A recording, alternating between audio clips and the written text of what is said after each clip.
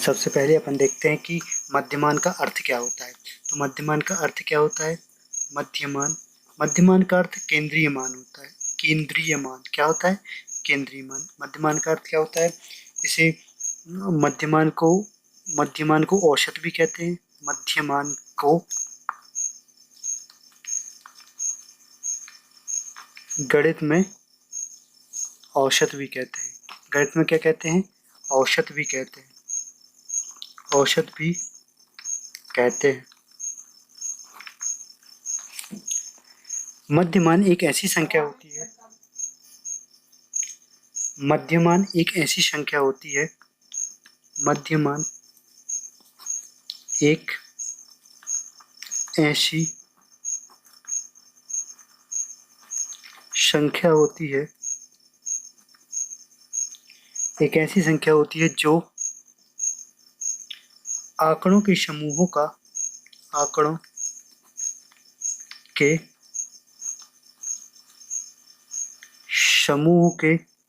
के समूह के केंद्रीय या प्रतिनिधि मान को दर्शाता है। प्रतिनिधि मान को दर्शाता है।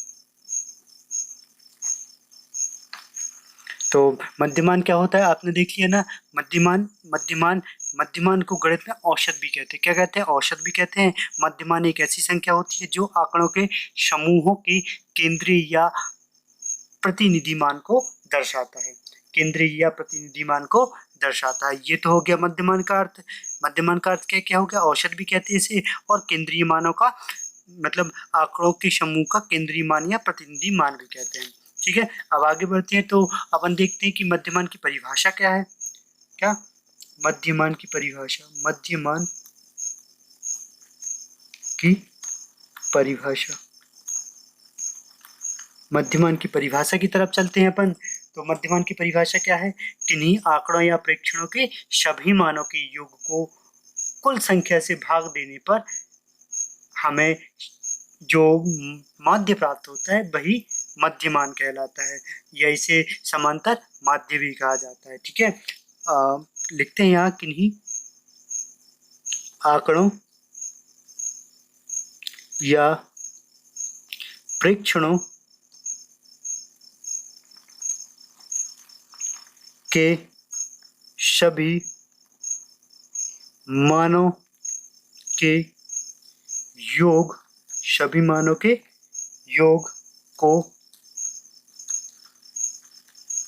प्रेक्षणों की कुल संख्या से भाग देने पर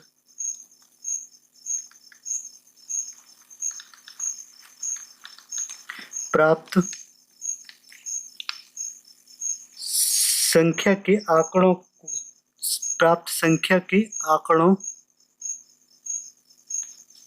का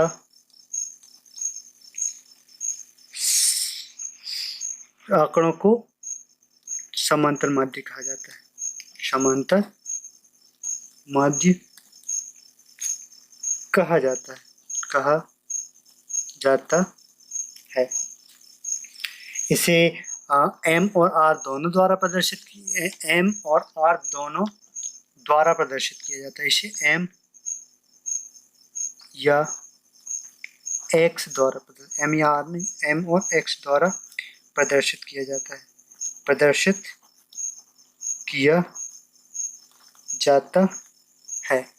ठीक है, इसे एम और एक्स द्वारा प्रदर्शित किया जाता है।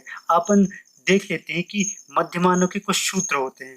ठीक है, मध्यमानों के अलग अलग सूत्र होते हैं, उन्हें हम कैसे निकालते हैं, कैसे ज्ञात करते हैं। सबसे पहले अपन देखते हैं कि यदि आंकड़े व्यवस्थित ना दिए हों, यदि आंकड़े, पहला देखते हैं सूत्र, यदि आंकड़े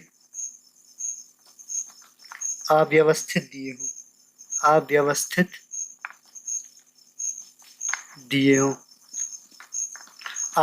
दिए हों तो क्या होता है?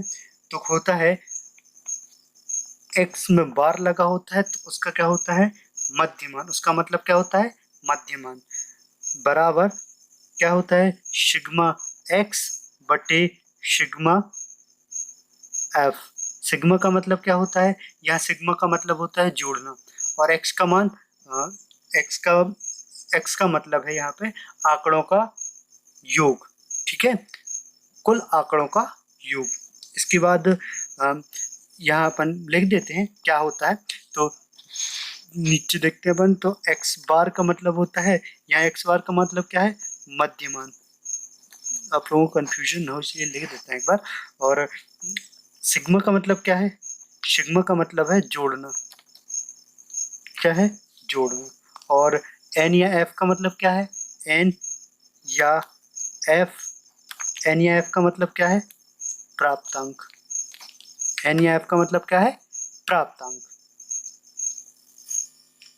जैसे ये प्रश्न दिया हुआ है, यदि आंकड़ों के लिए मध्यमान की गणना कीजिए, 175, 158, 180, 164, 182, 160 और 171 दिया हुआ है। ये सभी अव्यवस्थित हैं, तो कैसे निकालेंगे, तो अव्यवस्थित वाला हमने सूत्र बताया था मध्यमान के लिए, यदि अव्यवस्थित हो तो मध्यमान क्या होता है सिग्मा एक्स बटे सिग्मा एन, या एन बस लिख सकते हैं या सिग्मा एन भी लिख सकते हैं, ठीक, सिग्मा एफ लिख सकते हैं, फ्रिक्वेंसी कितने बार है सिग्मा एफ, इसका मतलब एन भी होता है कुल नंबरों की संख्या, ठीक है। चलो सिग्मा एक्स का मतलब इन सभी का योग, तो इन सभी का योग निकालते हैं, मतलब 175 plus 158 plus 180 plus 164 plus 182 plus 160 plus 171 upon कितने कितने हैं 1 2 3 4 5 6 7 7 आंकड़े हैं,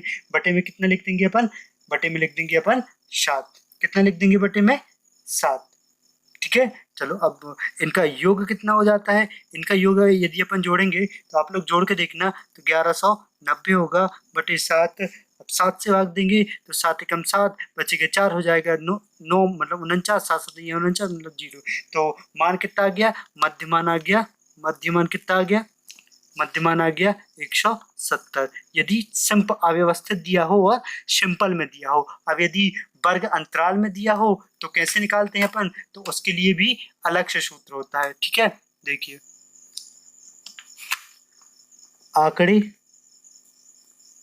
आंकड़ों का मध्यमान कब, जब आवृत्ति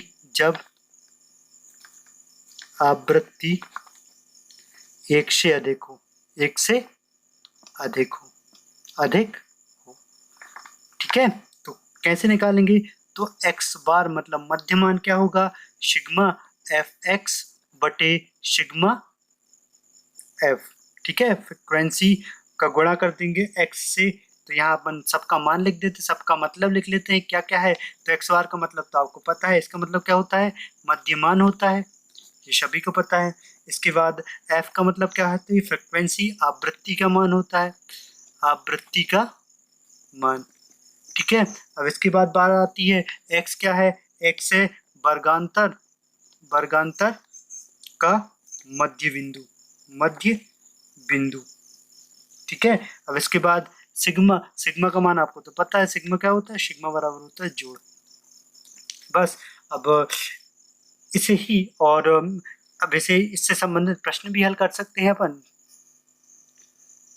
प्रश्न दिया हुआ है फ्रिक्वेंसी वाला कि जब क्या हो अव्यवस्थित हो और आवृत्ति दी हो, तो ये आवृत्ति दी हुई है ना, और ये अव्यवस्थित भी है, 63 है 66 है 69 है 72 है, मतलब अपन इसको लाइन से भले लिख दिए हैं लेकिन ये अव्यवस्थित है, ठीक है।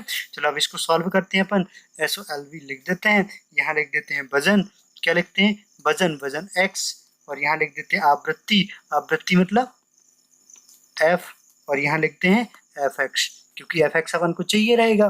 चलो अब इसको लिखते हैं, तो ये 60 है, तो 60 की आवृत्ति कितनी है 4 है, टोटल कितना हो जाएगा 240। इसके बाद 63 और 3, यहाँ 66 और 2, यहाँ 69 और 2, और 72 और 1, इनका मल्टीप्लाई करेंगे तो ये कितना हो जाएगा 189, इसका मल्टीप्लाई करेंगे तो कितना हो जाएगा 13। इसका मल्टीप्लाई करेंगे तो कितना हो जाएगा 138 और इसका मल्टीप्लाई करेंगे तो कितना हो जाएगा 72। अब इन सबको काउंट करेंगे और इसको भी काउंट करेंगे,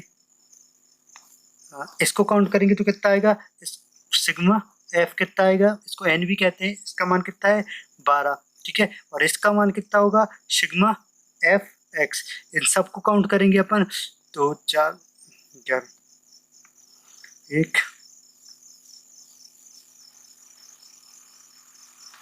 7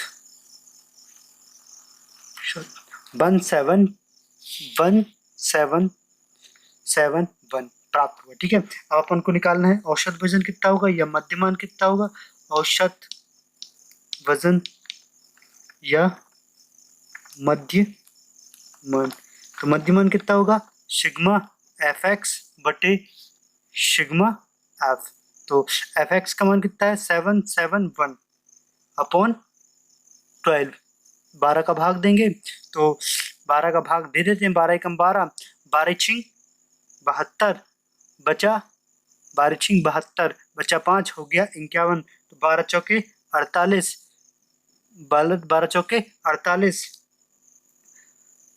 बचा 3 हो गया 12 दूनी 24 5 0 मतलब 64250। ये क्या आ जाएगा औसत आ जाएगा, यही इसका आंसर हो जाएगा। अब बात आती है तीसरी की कि तीसरा हम कैसे ज्ञात करते हैं कि जब कल्पित माध्य दिए हों, ठीक है। तो इसका सूत्र क्या होता है, तो संक्षिप्त विधि द्वारा मध्यमान।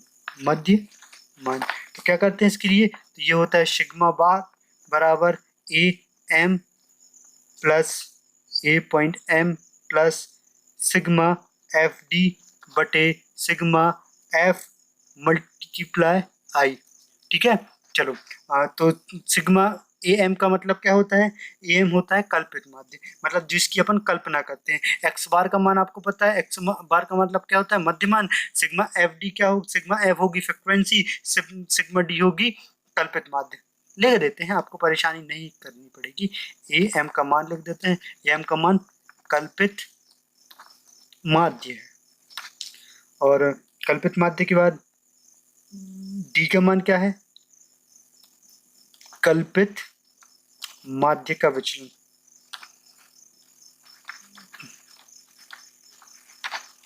आई